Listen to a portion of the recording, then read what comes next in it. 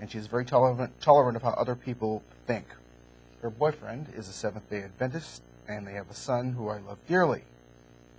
Sometimes we attend family events where there are prayers and such, and my wife tells me to be quiet, and I have to bite my tongue.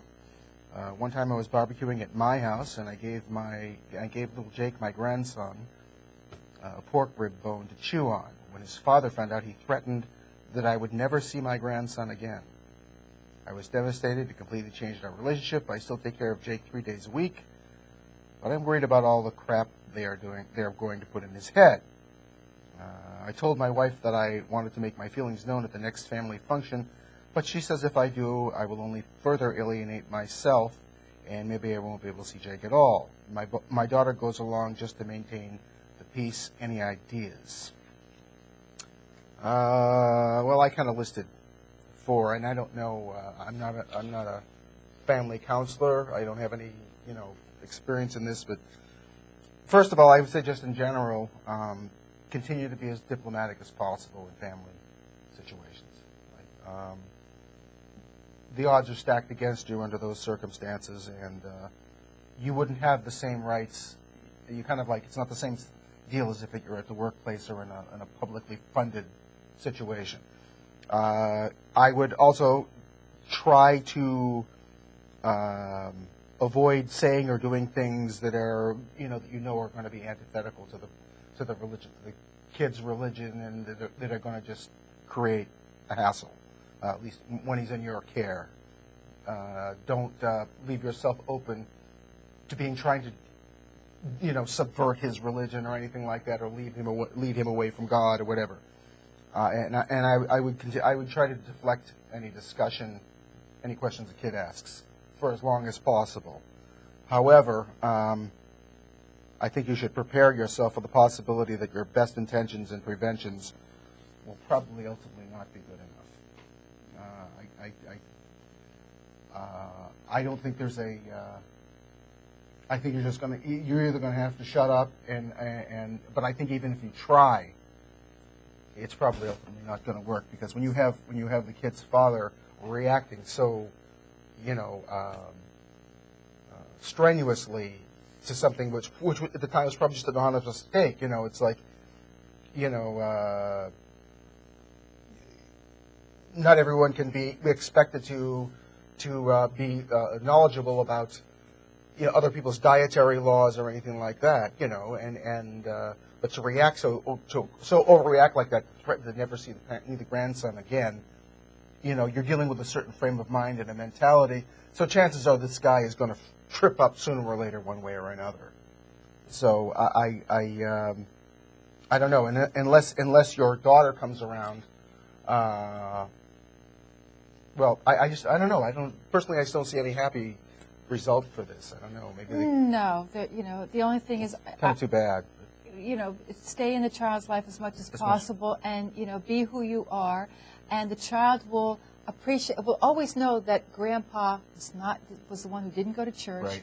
Grandpa didn't pray, and they'll always remember Grandpa, because we hear from atheists all the time who say, that they remember an aunt or an uncle who wasn't religious, right. And these are the people that you remember, and you'd be a great grandfather to that child, and that child will be very influenced by you, and the people in their lives who are not so great, who are religious, are going to give religion a bad name. People are going to gravitate to the secular anyway. And at very least, this kid and any children that come afterwards, unfortunately, are going to wind up being conflicted sooner or later, one way or another. And just try, at least you're not going to be the one to be contributing to that, at least actively contributing to that internal conflict. I think just the fact that you have a child growing up in this ultra-religious background that is in constant contact with someone who isn't, that's going to create a conflict anyway. But you don't have to actively. You try to avoid it and just do the best you can. Maybe the kid will come around at some Hopefully. point. Who knows? Or the daughter or the wife will speak. The daughter will speak up for her son or whatever. It's the best you can do. All right, I'll just read one more email, then we'll talk about a recent study on the effect of prayer on health. This one says, Dear Ms. Johnson, just want to write and tell you that your show is great. I really wish you had an entire cable network dedicated to your ideas. Although I am a Christian, I do not believe there should be any mixture of religion and government. What bothers me is that there are all-day religious stations. You guys should start your own network to counteract all the hypocritical TV preachers. Have a great week. Friendship, Jeff S. Thank you, Jeff. Can I just throw one in really briefly? Yeah. Because I think this is something that we should definitely mention. Separation of church and state is not an atheist issue. It's everybody's issue. It's just that American atheists and other groups like us are the ones that are most vocal in standing up for it. But it is not uncommon for us to get emails from people who are believers who support us in the separation of church and state. In fact, well, I'm just going to read this one that happens to be from a Muslim who said that I just want to let you guys know that even though I do believe in God, I also support the things you guys are doing to separate church and state. Growing up as a Muslim had the same effect as any atheist would experience in public schools. The whole prayer before sports activities, Christmas events that I was basically forced to do. He was forced into being a classroom secret Santa. How humiliating. As well as a whole slew of other things that have left their mark on me growing up there. He's from Arlington, Texas. And he said, I appreciate the effect you guys put forth in the lawsuits and general effort and letting people know that the separation of church and state is in the Constitution and is not going to be tolerated any longer. So I think it's good that we are that I think that there's a certain segment of even the believing population that's getting fed up. Well, they have to do something because your religion is just as bad, and it's expanding across Western Europe, and there are a lot more people becoming Muslims in this country, and they're wanting Muslim foot baths at the University of Michigan. They're doing all kinds of things. The Jews have to get involved. Everybody has to get involved if you don't like it, because your religions are all part of the problem. Yeah, and I think part of the problem is that I think that there are people who are believers who are bothered, just as bothered as we are, about the attack on the Establishment Clause, but are not speaking up. Right. I mean, and they have to speak up. And before we get into this, in New York City Atheists, at our July meeting, we had a guest speaker by the name of Dr. Randall Ballmer, who is an Episcopalian priest who supports separation of church and state, and who also supports the teaching of evolution in science class, does not support the teaching of intelligent design or creationism, and he basically,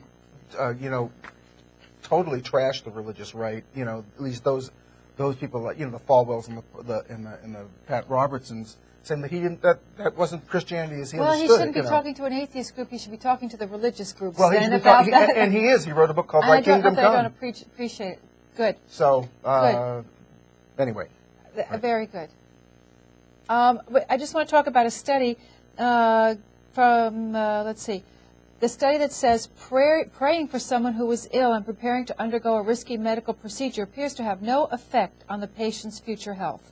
That's the finding of one of the largest scientific investigations of the power of prayer conducted to date. Scientists said the study, published today in The Lancet, which is the British medical journal, will undoubtedly renew debates over whether prayer has a measurable effect on illness and even whether it's a suitable subject of scientific inquiry.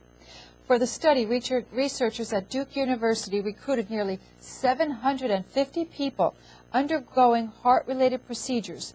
Religious groups of different denominations were then randomly assigned to pray for the health of half the volunteers. The other half received no organized prayers.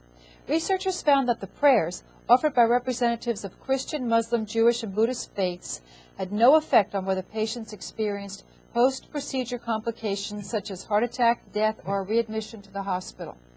Duke researchers did find that another non-traditional intervention known as MIT therapy, which involves playing music and administering therapeutic touch at the bedside, did have a slight beneficial health effect.